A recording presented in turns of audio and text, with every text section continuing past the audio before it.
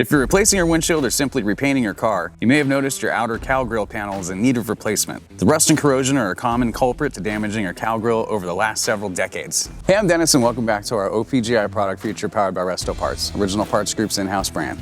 Today we're going to be looking at our 1968 to 72 GM A-body outer cowl grille panel. Each panel is stamped from 20 gauge steel and includes the upper fender mounts, air duct passage, wiper motor mount, and front windshield channel. We use case hardened steel tooling for accuracy, making an authentic part every time. At the end of the production line, each panel is finished with an electrodeposit primer, also known as an EDP coating. EDP coatings are used to protect against rust and corrosion, so you have ample time to prep and paint your part without worrying about potential rust. Thanks for watching, and don't forget to subscribe for more product features and updates. For more information on these and other great products, please visit us at opgi.com.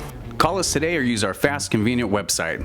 Buy direct with Original Parts Group and enjoy the benefits of shopping with the recognized leader in the industry with decades of experience, the highest in-stock ratio, a helpful and knowledgeable sales staff, and fast professional shipping.